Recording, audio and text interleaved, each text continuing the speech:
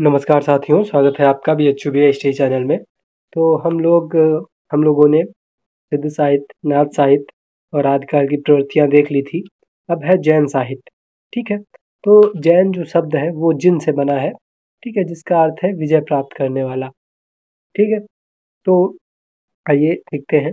अपभ्रंश साहित्य को जैन साहित्य कहा जाता है। तो जो जैन लोग थे वे अपभ्रंश में लिखते थे, इसीलिए अपभ्रंश साहित्य जो है उसको जैन साहित्य भी कहा जाता है। क्योंकि अपभ्रंश साहित्य के रचयिता जैन आचार्य थे। जैन कवियों की रचनाओं में धर्म और साहित्य का मणिकांचन योग दिखाई देता है। जैन कवि जब साहित्य निर्माण में जो जुट जाता है तो उस समय उसकी रचना सरस काव्य का रूप धारण कर लेती है, और जब वह धर्मोपदेश की ओर झुक जाता है तो वह पद्यबद्ध धर्म उपदेशात्मक रचना बन जाती है, ठीक है। इस उपदेश प्रधान साहित्य में भी भारतीय जनजीवन के सामाजिक और सांस्कृतिक पक्ष के दर्शन होते हैं। इस साहित्य की सामान्य विशेषताएं इस प्रकार हैं। तो आइए देखते हैं। उपदेश मूलकता। उपदेशात्मकता जैन साहित्य की मुख्य प्रवृत्ति है, जिसके मूल में जैन धर्म के प्रति दृढ़ आस्था और उसका प्रचार है। इसके लिए जैन कवियों ने दैनिक जीवन की प्रभावोत्पादक घटनाएं, अध्यात्म के पोषक तत्व, चरित नायकों, सलाका पुरुषों, सलाका मतलब प्रसिद्ध व्यक्ति, ठीक है, सलाका पुरुषों, आदर्श श्रावकों, तपस्वियों तथा पात्रों के जीवन का वर्णन किया है। इसीलिए इस साहित्य में उपदेशात्मकता का स्वर मुख्य बन गया है, ठीक है। तो ये पहली प्रवृत्ति हो जाएगी। दूसरा है विषय की विविधता।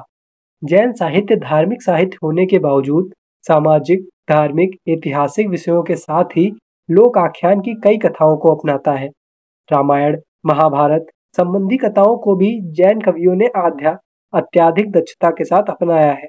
जहाँ तक सामाजिक विषयों का संबंध है, जैन रचनाओं में लगभग सभी प्रकार के विषयों का समावेश हो गया है। जैसे पौम चरयु जो है स्वयंभू ने लिखा है, ठीक है, वो भी जैन आचार्य थे। तत्कालीन स्थितियों का यथार्थ चित्रण। जैन कवि राजाश्रय नहीं थे, अतः राजाश्रय का दबाव और दरबारी अतिरंजना से इनकी रचनाएं मुक्त हैं। यही कारण है कि इनकी रचनाओं में तत्कालीन स्थितियों का यथार्थ अंकन हुआ है।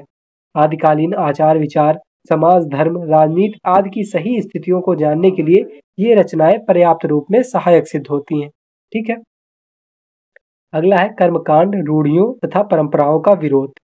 जैन अपभ्रंश कवियों ने बाह्य उपासना, पूजा पाठ, शास्त्रीय ज्ञान, रूढ़ियों और परंपराओं का घोर विरोध किया है, किंतु इनके स्वर में कटुता या परखड़ता नहीं मिलती।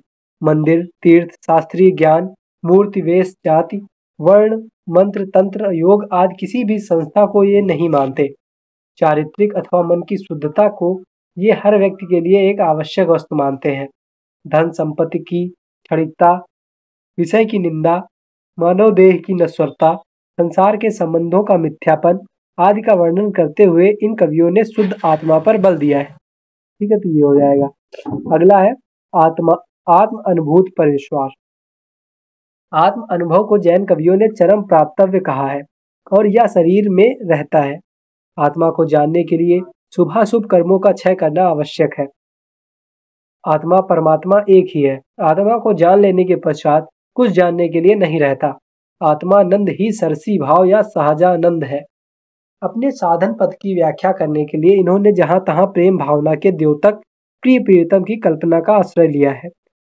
इस प्रकार इन जैन कवियों ने भोग से त्याग की, शास्त्र ज्ञान से आत्मज्ञान की और कर्म कांड से आत्म अनुभूत की श्रेष्ठता सिद्ध की है, ठीक है। अगला है रहस्यवादी विचारधाराओं का समावेश। जैन कवियों की कुछ रचनाएं रहस्यवादी विचार भावना से ओतप्रोत हैं।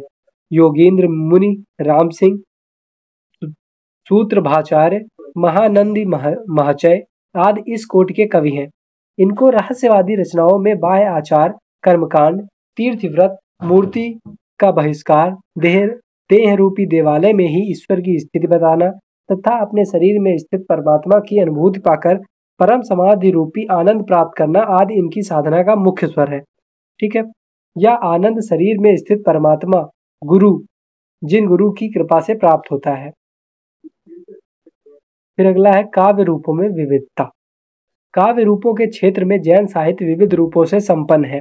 इसमें रास, फागु काव्य क्या होता है, जो फागु काव्य है वो जैन ने बहुत लिखा है, ठीक है। तो इस फागु काव्य में क्या होता है, इन लोगों जो ये होली होती है, ठीक है, होली के दौरान फागु बसंत ऋतु होली आदि के अवसर पर गाया जाने वाला गीत है, ठीक है। तो इसमें बहुत सारे लिखे गए हैं, जैसे वसंत विलास फागु, स्थूल भद्र फागु, जिनचंद सूर्य फागु, ठीक है। तो ये सारी रचनाएं हैं जो इस दौरान लिखी गई, ठीक है। तो फागु, छप्पय, चतुष्पदिका, प्रबंध, गाथा, जमनरी, गुरवावली, गीत, स्तुति, महात्म्य, उत्साह आदि प्रकार पाए जाते हैं। अपभ्रंश के कई काव्य रूपों का प्रयोग जैन कवियों ने किया है, लेकिन अधिकांश काव्य रूप ऐसे भी हैं जिनके निर्माण का श्रेय जैन साहित्य को जाता है। फिर है शांत या निर्वेद रस का प्राधान्य। जैन साहित्य में करुण, वीर, श्रृंगार, शांत आदि सभी रसों का सफल निर्वाह हुआ है। नेमिचंद चौपई में करुण, भरतेश्वर बाहुबली रास में वीर तथा श्री स्थूल भद्रफागु में श्रृंगार इसकी सफल निष्पत्ति पाई जाती है, किंतु इन सभी कृतियों के अंत में शांत या निर्वेद सभी रसों पर हावी हो जाता है, ठीक है। ये सारे रस तो पाए जाते हैं, किंतु अंत में जो मुख्य रस है एक प्रकार से देखा जाए तो शांत या निर्वेद हो जाएगा। इसीलिए यह कहना असंगत नहीं होगा कि जैन साहित्य में रसराज शांत या निर्वेद है। प्रेम के विविध रूपों का चित्रण। जैन अपभ्रंश साहित्य में प्रेम के 5 रूप मिलते हैं। विवाह के लिए प्रेम, विवाह के बाद प्रेम, असामाजिक प्रेम, रोमांटिक प्रेम और विषम प्रेम। प्रथम प्रकार के प्रेम का चित्रण करकंडू चरयु में हुआ है। दूसरे प्रकार के प्रेम का उदाहरण पौमा चरयु में समुद्र और पद्मश्री के प्रेम पूर्वक विवाह में मिलता है, ठीक है। तो ये सभी मत लिखिएगा, बस ऊपर बता दीजिएगा और एक दो उदाहरण दे दीजिएगा। जैसे प्रेम की विषमता का ज्वलंत उदाहरण पौमचरयु में रावण का प्रेम है, किंतु रोमांटिक प्रेम का ही इस साहित्य में अधिक प्रस्फुटत हुआ है। इसके 2 कारण हैं। प्रथम, सामंतवादी इस युग में बहुपत्नी प्रथा थी। दूसरा, धर्म की महिमा बताने के लिए। अगला है गीत तत्व की प्रधानता। जैन कवियों की रचनाएं शैली, स्वरूप और लक्ष्य की दृष्टि से गीत काव्य के अधिक निकट हैं। यह स्वाभाविक भी है क्योंकि गेयता इस युग की प्रमुख विशेषता थी। जैन कवियों द्वारा प्रयुक्त छंदों में लय और गेयता का ध्यान रखा गया है। मंगलाचरण के अतिरिक्त स्तुति और वंदना इस काव्य का आवश्यक अंग है। छंदों में संगीत का पुट पुष्पदंत और स्वयंभू ने दिया है। कड़वक के छंदों की गति क्रमशः संगीत के स्वर और वाद्यों के लय पर ही चलती है। अगला है अलंकार योजना। जैन साहित्य में अर्थालंकार और शब्दालंकार दोनों प्रयुक्त हुए हैं, परंतु प्रमुखता अर्थालंकारों की ही है। अर्थालंकारों में उपमा, रूपक, उत्प्रेक्षा, व्यक्तिरेक, उल्लेख, अनन्वय, निर्दर्शना, विरोधाभास, ठीक है, भ्रांति, संदेह आदि का प्रयोग सफलतापूर्वक हुआ है। तो ये सभी छंद हैं। अधिकांश जैन कवि उपमान के चुनाव में विशेष परिचय देते हैं। शब्दालंकारों में श्लेष, यमक और अनुप्रास की बहुलता है, ठीक है। तो ये हो जाएगा अलंकारों का प्रयोग। फिर छंद विधान, तो इन्होंने कई छंदों का भी प्रयोग किया है। स्वयंभू ग्रंथ, स्वयंभू छंद और प्रेमचंद विरचित छंदों अनुशासन ग्रंथों में पर्याप्त संख्या में छंदों की विशिष्ट विवेचना की गई है, ठीक है। फिर है लोक भाषा की प्रतिष्ठा। जैन साधु ग्राम नगर नगर घूमकर धर्म प्रचार करते थे, इसलिए उन्होंने अपनी अभिव्यक्ति के लिए लोक भाषा का प्रयोग किया है और उसे प्रतिष्ठा प्रदान की है। तो ये हो जाएगा आपका जैन साहित्य की विशेषताएं और जैन साहित्य का प्रमुख परिचय। तो ये आप लोग देख लीजिए और इसके बाद राशो बचता है आपका, वो भी हम लोग कंप्लीट कर लेंगे, फिर आपका पहला यूनिट समाप्त हो जाएगा, ठीक है। तो ये आप लोग देखिए, मैं पीवाईक्यू ही हल करा रहा हूँ जैसा कि आप लोगों को चाहिए भी। बाकी अगर और कहिए तो और मैं एकदम डिटेल से भी पढ़ा सकता हूँ। तो वीडियो को देखिए, लाइक कीजिए, अपने दोस्तों के साथ शेयर कीजिए। धन्यवाद।